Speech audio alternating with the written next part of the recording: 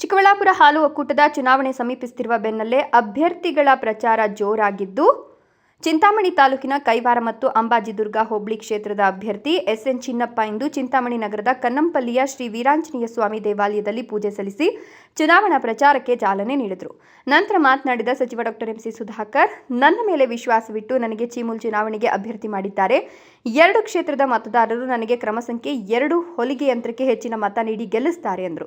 ಈ ವೇಳೆ ಚಿಕ್ಕಬಳ್ಳಾಪುರ ಜಿಲ್ಲಾ ಉಸ್ತುವಾರಿ ಹಾಗೂ ಉನ್ನತ ಶಿಕ್ಷಣ ಸಚಿವ ಡಾಕ್ಟರ್ ಎಂಸಿ ಸುಧಾಕರ್ ಬೆಂಬಲಿಗರು ಬೆಂಬಲ ಘೋಷಣೆ ಮಾಡಿದ್ದಾರೆ. ಈ ವೇಳೆ ಮಾತನಾಡಿದ ಮಾಜಿ ಜಿಲ್ಲಾ ಪಂಚಾಯತ್ ಸದಸ್ಯ ಬುಕ್ಕನಹಳ್ಳಿ ಶಿವಣ್ಣ, ಚೀಮೂಲ್ ಚುನಾವಣೆಯಲ್ಲಿ ಎಲ್ಲ ಕಾಂಗ್ರೆಸ್ ಅಭ್ಯರ್ಥಿಗಳು ಬಹುಮತದಿಂದ ಗೆಲುವು ಸಾಧಿಸಲಿದ್ದಾರೆ ಅಂತ ಭವಿಷ್ಯ ನುಡಿದರು. ಈ ಸಂದರ್ಭದಲ್ಲಿ ಕೈವಾರ ಹಾಗೂ ಅಂಬಾಜಿದುರ್ಗ ಹೋಬಳಿಯ ಕಾಂಗ್ರೆಸ್ ಮುಖಂಡರು ಉಪಸ್ಥಿತರಿದ್ದರು.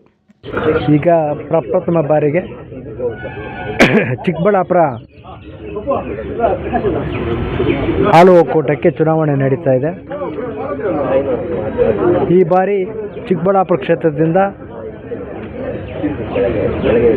ವೆಂಕಟೇಶ್ ಅಂದರೆ ಭರಣಿ ವೆಂಕಟೇಶ್ ಅವ್ರನ್ನ ನಮ್ಮ ಅಧಿಕೃತ ಅಭ್ಯರ್ಥಿ ಅಂತ ನಾವೆಲ್ಲ ಬೆಂಬಲ ಸೂಚಿಸಿ ನಿಲ್ಲಿಸಿದ್ದೇವೆ.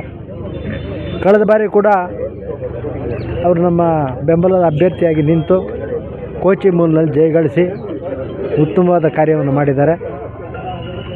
ಇಲ್ಲಿ ಚಿಕ್ಕಬಳ್ಳಾಪುರ ಮೆಗಾ ಡೈರಿ ಏನಾಗಿದೆ ಅದರಲ್ಲಿ ಕೂಡ ಸೇವೆ ಸಲ್ಲಿಸೋಕ್ಕೆ ಅವಕಾಶ ಕೊಡಬೇಕು ಅಂತೇಳಿ ಏನು ನಮ್ಮ ಹಾಲು ಉತ್ಪಾದಕ ಸಹಕಾರ ಸಂಘಗಳ ಪ್ರತಿನಿಧಿಗಳೇನಿದ್ದಾರೆ, ಡೆಲಿಗೇಟ್ಸ್ ಅಂತ ಹೇಳ್ತೀವಿ, ಅವರಲ್ಲಿ ಮನವಿ ಮಾಡಿದ್ದೇವೆ.